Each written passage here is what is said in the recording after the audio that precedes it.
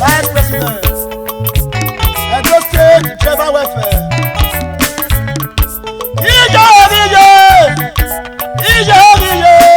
Misama mi akumi negwi, soboya Kenya muhate. Urumana nuche sawonya amakunle ye kwanu oye. Kenneth Osakwe, aka Kenneth Ope, yaro yo. Obia Sakwe ni go. Godwin Osakwe me, Olita ni mo se mewedo. Era ni mo se menywe. Ifo ya me yeke ni yeke ora. Chama Ingrid Chirawe Park. Comrade Ikumare wo. Olita ni mo se menywe ya robajo. AKA Obiachi. Mr. Ima Opasuyi. Olita ni mo se mewedo. Yeba me yeke ni yeke. Era ni mo se me. Bachema Okopa. Ijaro gayo. Prince. Japi we no ya be come. Gbogbo upe iwe. Era ni mo se me. Na fore age. Obi ame ko ni go. Jamri base. Let's say baba. Prince Uyi ame ko ni mo se. Koko gbara to gbara gogo. Rumena nu tese wo yere. Amagun me ye kwanu rere. Kwanu rere ko me ni laye oye. Prince Uyi ame ko CBA chairman Value community. Wa gba do to fo gbere ya te la o. Sonny Ekwase vice chairman Value community.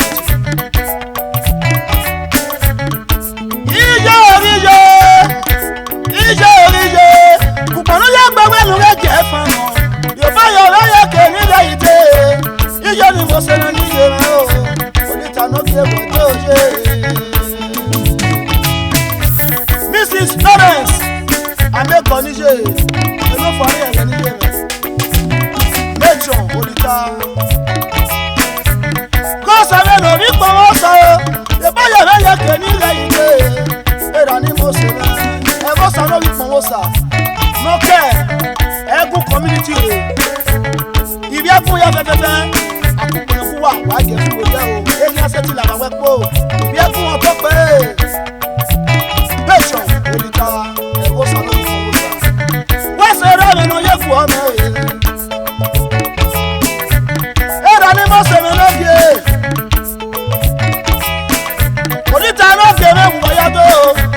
Don rishi na le mama ne. Olita no kere do. Don rishi. Oriaba President Royal Eminent Club. Also State President Italy.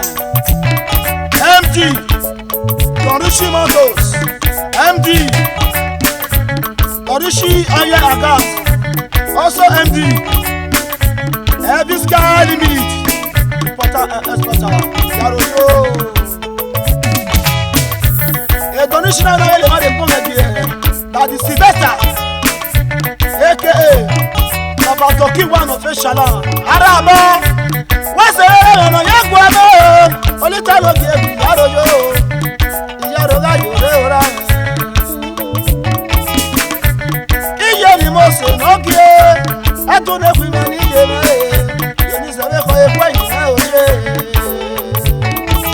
Mrs. Pratt, intelligent, so fine, police officer, Olita, Princess Mom.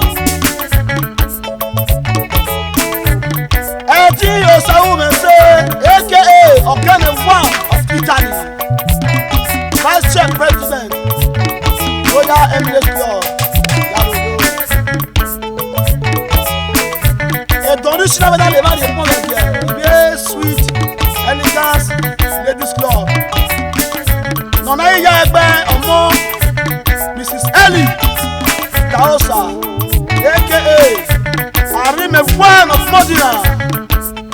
Charity, Vice Charity Bereba. Mrs. Meg Momodu, AKA Sunshine of Modena.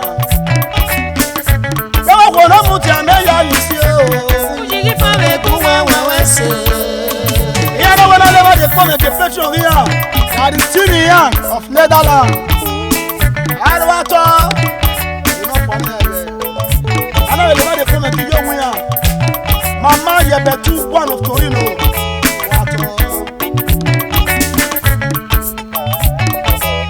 I know the phone again. Ambassador Eri Osawaru. Governor, Monsieur Community. What's up, Baba? What do you do? I'm a man, you are a Sazaman of you are for the Bayan, you can like it. Animals. He's up about that one of Oluku. Governor, Oluku Community. As a man of your family, of your Baba, as animals, not here. Your father be my well. My brother, why you need to say no, your Baba, no, your family. You chairman, IdowuAgbesParliament community. Water, comrade mother, Abu, MD, Ebika, AKA Ezekawa. Osakola, Obiosen, AKA Adolo one of your car. MD Adolo Hotel. MD Adolo Rentals. Yaroyo. Peter no know you what ya. Koko gbere to gbere logo. Una na nu te se wo. Ama buma ye ponu ere oye. E Peter no you what ya. Wa mo so to. O mo ni go no. Genius on in no yo de. Era ni mo se no kere, Olita no ke wodo. Excellency wa, Yaroyo.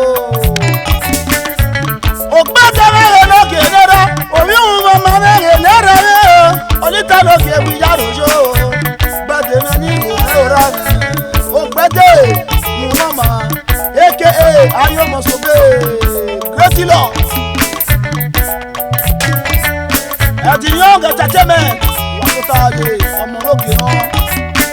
Otewa wona muja meya yisi o. Ujigi fawe kuwa wawese.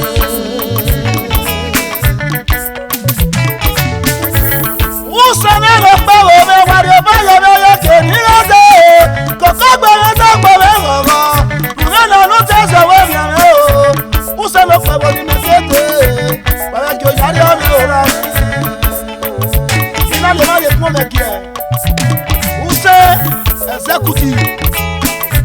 Nona echema. E Yoruba. Osamojilera wato. Obereba Prince Adebola Eneisana Elagura Vice Chairman Omori Ifabuyi Adebayo Secretary General Adukene Timago Memo Nitani Mosebe Wiyaru Bagajo Adukene Utas Treasurer Idowu Samsi Iyarobayore Financial Secretary Ezomo Adebayo Piaro Ofunbo Lori Osarodion Assistant Secretary General Otewa Wona Muja Meya Yusio Ujigi fawe kuwa wawese. Iyafobo Peter Provost Solomon Augustine Sekula Zona Chairman Adelewa Okede Zona Chairman Otewa Wona Muja Meya Yusio Ujigi fawe kuwa wawese. Imade Loyo Samoji Mission Road Chairman Iyo Urumara no tese woriere Amakuna ye Gwanu rere Kone ni gayo Koko gbeme foko mevo Itani mo sebera nesuwe Edo Billy Akure Zona Chairman Oso Uru Uji Bush Inspector Prince Alabole Elabura Chairman Revenue Collection Adams Rotimi Patron Usen Community Wato Baba Otewa Woni Muja Meya Yisio Ujigi fawe kuwa wawese. Adalegbero Tume Club 1 Officer Inamaye Patron Okolo Severela Ino Fanele Messi Opitago Patron Ayaweso Otewa Woni Muja Meya Yisio Ujigi fawe kuwa wawese. Otewa Woni Muja Meya Yisio Ujigi fawe kuwa wawese.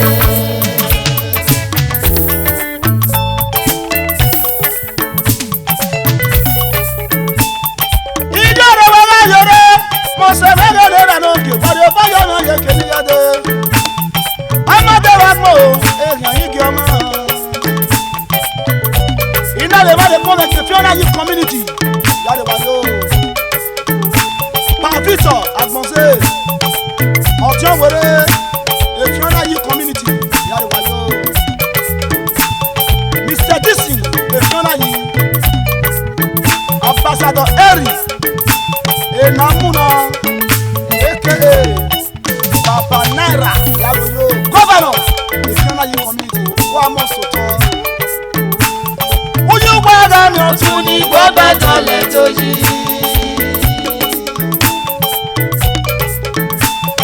Vice Chairman Bereba Arisi Agbonse Fiona Youth Community Odidere Oriesabayo Onitaloke Ewiyaroyo Ufpe Gbodo Ufpe Ikwe Youth Chairman Fiona Youth Community Ina le wa de fún ẹ̀jẹ̀ the great Olita boys aka Alawosan Ina le wa de fún ẹ̀jẹ̀ tuwe OMC Ogida Nations Club President Dan Ahmed Vice YMD important Okay, super sound president. Uji waga me Tuni kweba tole toji. Iwe di wado. Etinya Joseph Otakunme aka Kutoso. Ina le ma de comment ki Okula. Sonny Okula aka Infinity Bar. Oba sabe no yo sa no so e. Olita wedo re ra no kire Oduma.